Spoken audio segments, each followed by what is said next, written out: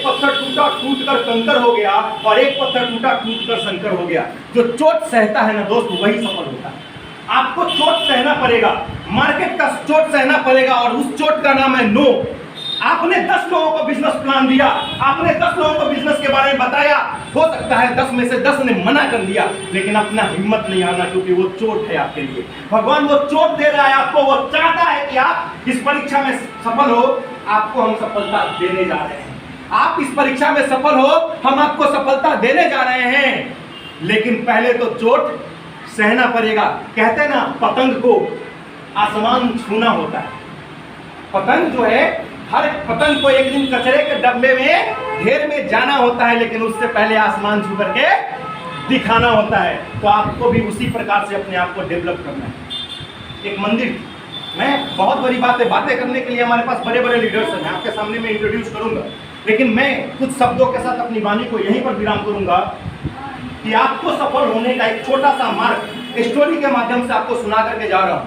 अगर आपने अपने दिल में इसको बसा लिया तो आप सफल हो जाओगे। अगर आपने इसको माइंड से उड़ा दिया तो आप यहीं पर सारी चीजें छोड़ करके चले जाओगे, फिर जहां हो वहीं रह जाओगे। ये 100% श्योरिटी के साथ बोल सकता हूं, क्योंकि ये मेरा छोटा सा अनुभव है। तो एक मंदिर में एक पंडित भगवान की तहे दिल से पूजा करता था। जब वो रास्ते से गुजरता, अपने घर के लिए जाता, तो बीच में बड़ा सा पत्थर पड़ा था। तो जब भी जाता, ऐसी टर्निंग पर वो पत्थर थी कि उसे चोट लग जाए, ऐसी टर्निंग पर वो पत्थर थी कि उसे चोट लग जाया करता। तो एक दिन बाबा के मन में विचार आया। उन्होंने कहा कि तुम जो इस पत्थर की जो रोड पर पड़े हुए, चलो तुमको मंदिर में पहुंचाते हैं। लोग तुम पर फूल चढ़ाएंगे, माला चढ़ाएंगे, प्रसाद चढ़ाएंगे, गंगा जल चढ़ाएंगे, दूध चढ़ाएंगे, पैसे चढ़ाएंगे, और लोग तुम्हारा हाथ भी जोड़ेंगे, लोग तुमको भगवान मानेंगे। उस बड़े पत्थर ने जवाब दिया, ऐसा कहीं होता है क्या? ऐसा कहीं होता है क्या? उस पत्थर ने उनकी बात नहीं मानी।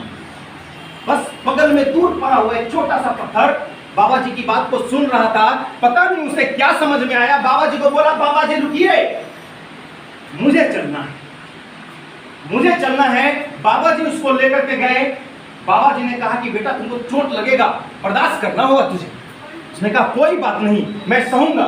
वो मूर्तिकार के पास लेके गए। उस पत्थर पर छेनी हथौड़ी चलाया गया। उस पत्थर को काफी तकलीफ हुई, लेकिन वो उप तक नहीं किया। बाद में जब वो पत्थर बाद में एक सुनहरा मूर्ति का रूप लेता है, उसको बाबा जी मंदिर में ले जा करके बसा देते हैं। सारे लोग आते हैं, लोग पूजा करते हैं, प्रसाद चढ़ाते हैं, फूल चढ़ाते हैं, दूध चढ़ाते हैं, गंगा जल चढ़ाते हैं, पैसे चढ़ाते हैं, और लास्ट में प्रणाम करके चले जाते हैं। कहीं से उड़ती उड़ती खबर आई उस बड़े पत्थर के पास। उस छोटे पत्थर की तो जिंदगी बदल गई, काया पलट हो गया। बड़े पत्थर ने जवाब दिया, जब बाबा जी गुजर रहे थे, बाबा जी को रोका, बाबा जी अब तो रुक जाइए।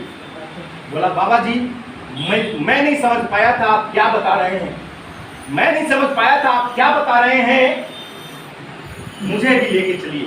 बाबा तो दयालु थे, बाबा ने उठाया उसको, कहे ठीक है कोई बात नहीं, लेके चलते हैं, लेकिन मंदिर के अंदर तो जगह है नहीं, चलो तुझे मंदिर के गेट पर रख देते।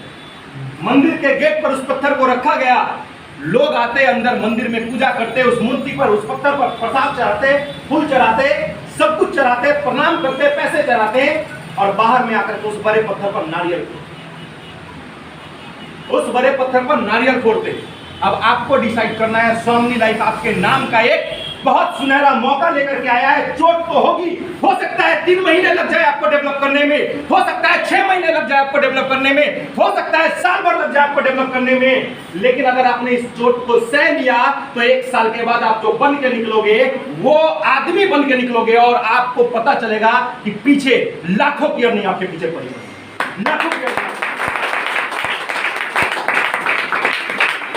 दोस्तों, बस विचार बदलना है, एक छोटा सा विचार बदलना है, क्योंकि एक विचार से काया पलट हो सकता है लोगों का। एक विचार से काया पलट हो सकता है लोगों का। कैसे? एक बार कुम्हार चाक चला रहा था, चाक से चिलम बना रहा। क्या बना रहा था? चिलम जानते हैं ना आप लोग?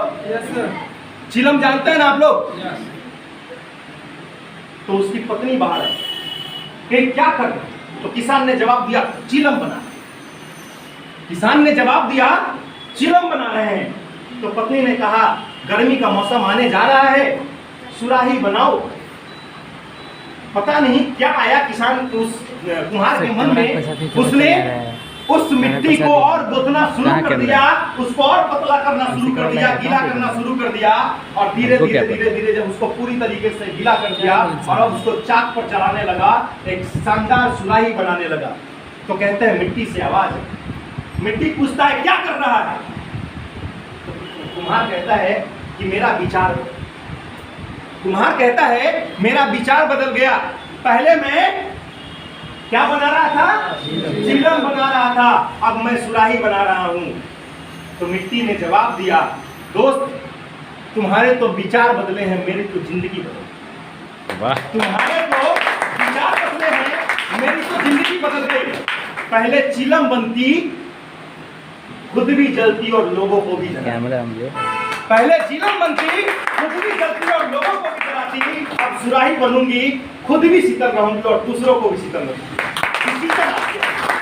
डिसीजन आपके हैंड में है कि आपको क्या करना है।